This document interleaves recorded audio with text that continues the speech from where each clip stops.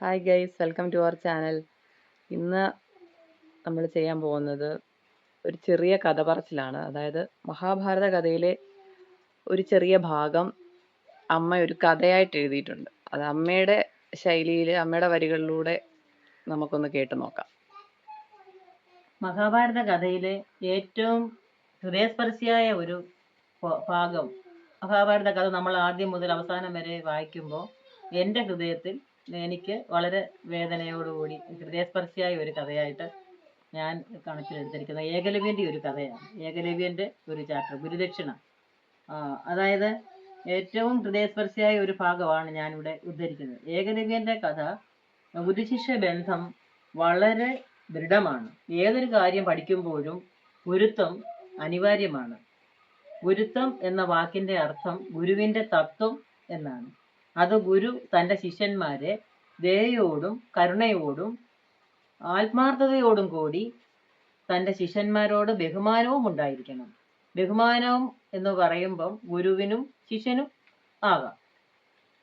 ഇവിടെ ജാതി, മത, വർഗ, വർണ്ണ വിവേചനങ്ങൾ, സമ്പന്ന, ദാരിദ്ര്യ ഇങ്ങനെയുള്ള വിവേചനങ്ങൾ ഒന്നും ഗുരുവിൻ്റെ ഇടയിൽ പാടില്ല. സമത്വ മനോഭാവം അനിവാര്യമാണ്. ഇവിടെ പറഞ്ഞു വന്നത് നമ്മൾ ഏകലവ്യൻ്റെ കഥയാണല്ലോ. വേടരാജാവായ ഹരണ്യധനുസ് വേടരാജാവായ ഹരണ്യധനുസിന്റെ മകനായിരുന്നു ഏകലവ്യൻ. ഈ ഏകലവ്യന് അസ്ത്ര അഭ്യാസം പഠിക്കണമെന്നുള്ള അദമ്യമായ ആഗ്രഹം മനസ്സിലുണ്ടായി. ആ ആഗ്രഹം കൊണ്ട് ദ്രോണാചാര്യരെ സമീപിച്ചു. തൻ്റെ ആഗ്രഹം ദ്രോണാചാര്യരോട് പറഞ്ഞു. ഒരു വേട സന്തതിയായ നിനക്ക് അസ്ത്രവിദ്യ പഠിക്കുകയോ? അസാധ്യം തന്നെ, അത് പാടില്ല എന്ന് പറഞ്ഞ് നിരുത്സാഹപ്പെടുത്തി ഏകലവ്യനെ ഗുരു പറഞ്ഞയച്ചു. നിരുത്സാഹനാകാതെ വളരെ ദുഃഖം മനസ്സിലുണ്ടെങ്കിലും നിരാശനാകാതെ ഏകലവ്യൻ എങ്ങനെയെങ്കിലും അസ്ത്രവിദ്യ പഠിക്കണം എന്ന് ഉള്ള ശുഭാപ്തി വിശ്വാസത്തോടുകൂടി ദ്രോണാചാര്യരെ തൻ്റെ മനസ്സിൽ ഗുരുവായി കരുതി ദൃഢനിശ്ചയത്തോടുകൂടി ദ്രോണാചാര്യരുടെ ഒരു മൺപ്രതിമ ഉണ്ടാക്കി ഗുരുവിനെ മനസ്സിൽ പ്രതിഷ്ഠിച്ചു. ഈ സങ്കല്പ ഗുരുവിന്റെ ശിഷ്യത്വം സ്വയം ഏറ്റെടുത്തു. പ്രതിമയുടെ മുന്നിൽ ആയുധ പരിശീലനം ആരംഭിച്ചു. നിത്യേന ഗുരുഭക്തിയോട് പരിശീലനം വഴി ഏകലവ്യൻ അതിനിപുണനായ ഒരു വില്ലാളിയായി തീർന്നു. ഒരിക്കൽ പാണ്ഡവർ നായാട്ടിന് കാട്ടിലേക്ക് പോയി. തൻ്റെ വേട്ടപ്പട്ടിയെയും കൂട്ടിയിരുന്നു. അങ്ങനെ വേട്ടപ്പട്ടി എങ്ങനെയോ വഴിതെറ്റി ഏകലവ്യന്റെ കുടിലെത്തി. പ്രാകൃത വേഷധാരിയായ ഏകലവ്യനെ കണ്ട വേട്ടപ്പട്ടി ശക്തിയായി നിർത്താതെ കുരയ്ക്കാൻ തുടങ്ങി. അങ്ങനെ ഈ കുര വളരെ അസഹ്യമായിരുന്നു.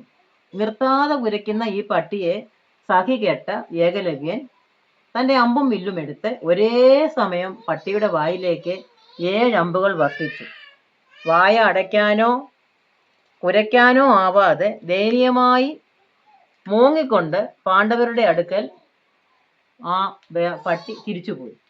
വായിലെ അമ്പുകൾ കണ്ട് പാണ്ഡവർ ഞെട്ടിത്തരിച്ചു. ഈ അസ്ത്രം ഇപ്രകാരം വർഷിക്കാൻ അസാമാന്യ പാടവമുള്ള ഒരു വില്ലാളിക്ക് മാത്രമേ പറ്റൂ. ആരാവും എന്ന് വളരെ ജാഗ്രതയോടുകൂടി അവർ ശ്രദ്ധിക്കുക. ഇങ്ങനെ അതിവിദഗ്ധമായി ഈ അമ്പുകൾ വർഷിച്ചത് എന്നറിയാനുള്ള ജിജ്ഞാസയായി. അർജുനനെ വെല്ലാൻ ഈ ലോകത്തിൽ ആരുമില്ല എന്നാണ് ഗുരുവിൻ്റെ മനസ്സിലെ ദൃഢനിശ്ചയം. ലോകത്തിലെ ഏറ്റവും വലിയ വില്ലാളി അർജുനനായിരിക്കണം എന്നാണ് ഗുരു കരുതുന്നത്. അർജുനനെയും കൂട്ടി ഏകലവ്യൻ്റെ കുടിലെത്തി.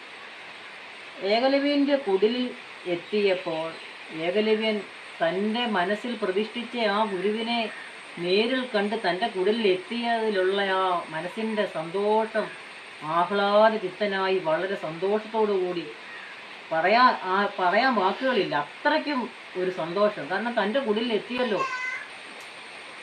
അപ്പോൾ തൻ്റെ ഗുരു മനസ്സിൽ സങ്കല്പിച്ച് ഈശ്വരതുല്യനെ പോലെ മനസ്സിൽ ആരാധിച്ച ഗുരു ഇതാ തൻ്റെ കുടിലിലെത്തിയിരിക്കുന്നു. ഏകലവ്യന് സന്തോഷത്തിന് അതിരില്ല. വളരെ ചിത്തനായിട്ട് ഈ ഏകലവ്യൻ താൻ അസ്ത്രവിദ്യ പഠിച്ച ആ നിമിഷം മുതലുള്ളതും ഈ അമ്പുകൾ നായയുടെ വായിൽ വർഷിച്ചതു വരെയുള്ള കഥ ഗുരുവിനോട് പറഞ്ഞു.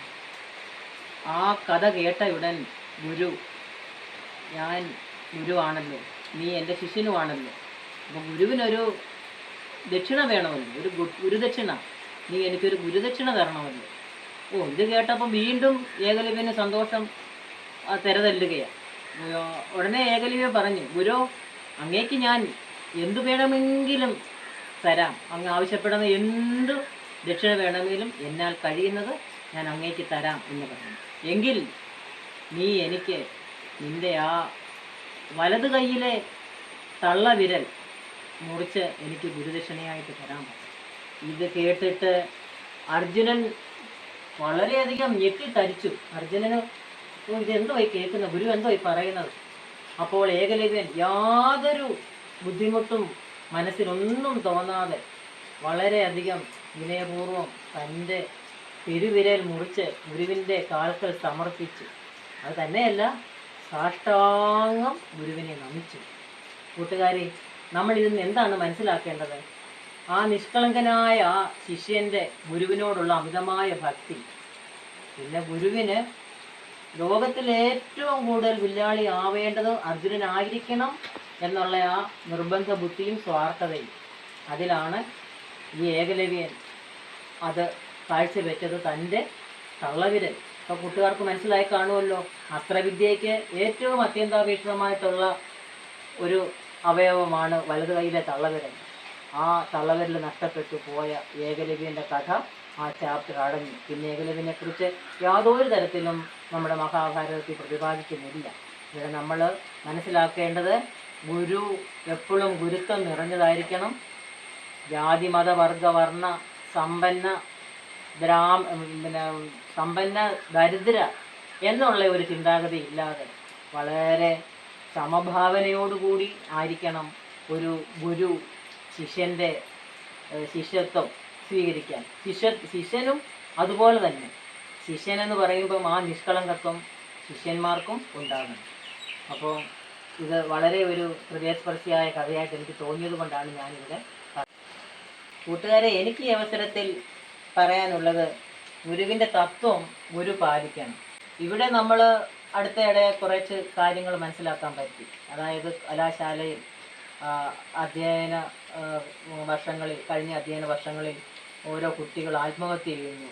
അധ്യാപകരിൽ നിന്നുണ്ടാകുന്ന നിരന്തരമായ പീഡനം അങ്ങനെയൊന്നും ഉണ്ടാവരുത്.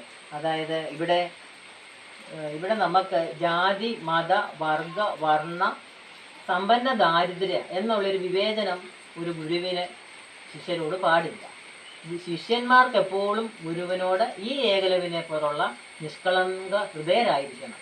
അപ്പം നമുക്ക് വളരെ സന്തോഷപൂർവ്വം നല്ലൊരു സംസ്കാരത്തെ വളർത്തിയെടുക്കാം എന്ന് ആഗ്രഹിക്കുന്നു. നാം എല്ലാവരും ഈ ഒരു ചിന്താഗതിയിലോട്ട് വളരുന്ന തലമുറയെ മനസ്സിലാക്കിയാൽ വളരെ നന്നായി.